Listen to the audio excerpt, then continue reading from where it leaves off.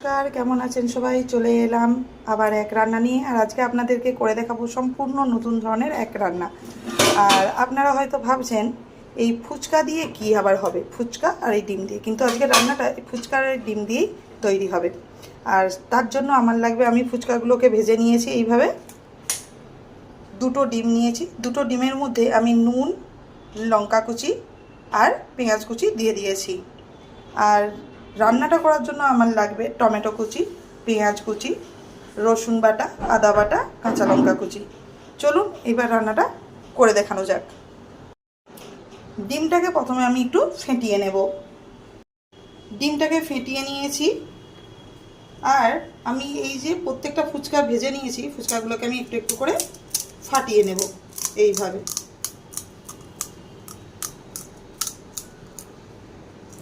এইভাবে সমস্ত ফুচকাগুলোকে আমি মাঝখান থেকে একটু ফাটিয়ে নেব।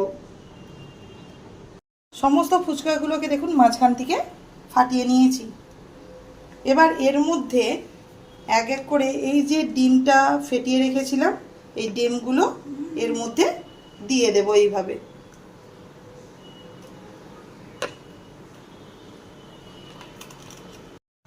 দেখুন একটার মধ্যে ডিম ভরে নিয়েছি।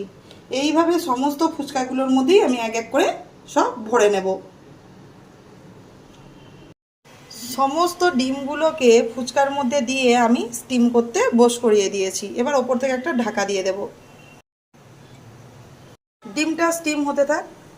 আর তার পাশেই আমি একটা মশলা বানিয়ে নেব।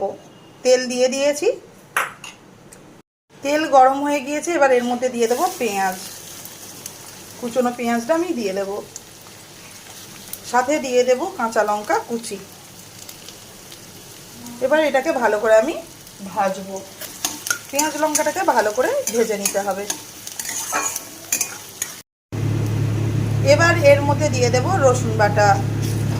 পেঁয়াজটা হালকা ভাজা হয়ে গিয়েছে, তারপর রসুন বাটা দিয়ে দিয়েছি।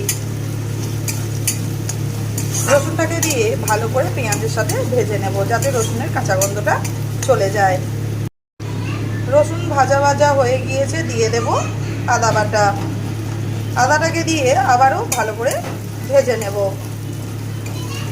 রসুন আদা ভাজা হয়ে গিয়েছে, দিয়ে দেব টমেটো কুচি। টমেটো কুচিটাকে দিয়ে ভালো করে মশলার সাথে কষিয়ে নেব। এই সময় এর মধ্যে দিয়ে দেব নুন।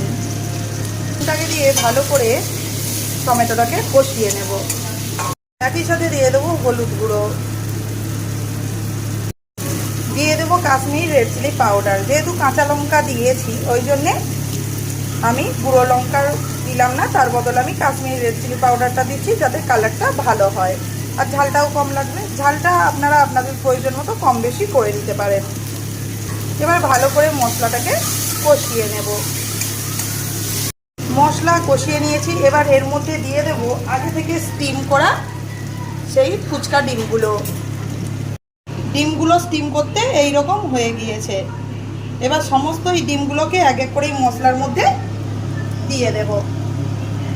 সমস্ত ফুচকা ডিমগুলোকে আমি মশলার মধ্যে দিয়ে দিয়েছি। এবার ভালো করে একটু কষিয়ে নেব।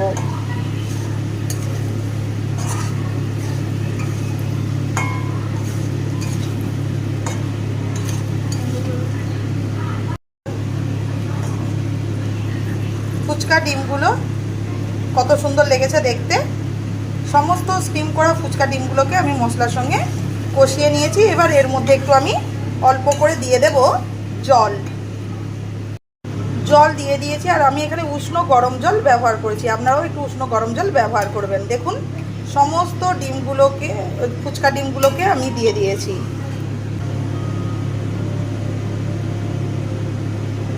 আপনারা তো ডিমের নানা রকম রেসিপি খেয়ে থাকবেন, কিন্তু ফুচকা দিয়ে যে ডিমের এত সুন্দর রান্না হয় সেটা না বানালে বুঝতেও পারবেন না। আর এখানে ডিম ভাজার কোনো ঝামেলাই নেই।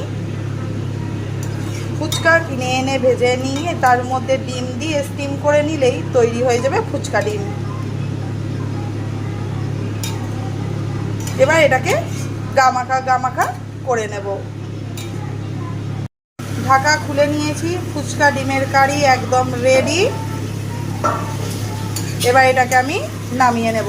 যদি আপনাদের এই রেসিপি পছন্দ হয় অবশ্যই কমেন্টে জানাবেন আর সাবস্ক্রাইব করতে ভুলবেন না। যদি বাড়িতে থাকে ফুচকা আর যদি থাকে ডিম, তাহলে দেরি না করে ঝটপট বানিয়ে ফেলুন ফুচকা ডিমের কারি। আমার ফুচকা ডিমের কারি একদম রেডি। এইবার এটাকে আমি নামিয়ে নেব।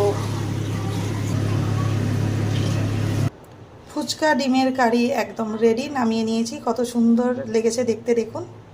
অবশ্যই দেখে বুঝতে পারছেন এটা কতটা সুন্দর লেগেছে। এটা দেখতে যতটা সুন্দর, খেতেও ঠিক তার থেকেও ততটাই সুন্দর। অবশ্যই একবার বাড়িতে ট্রাই করবেন আর কমেন্টে জানাবেন কেমন লেগেছে আর কেমন হয়েছে। আপনাদের কমেন্টের আশায় থাকবো।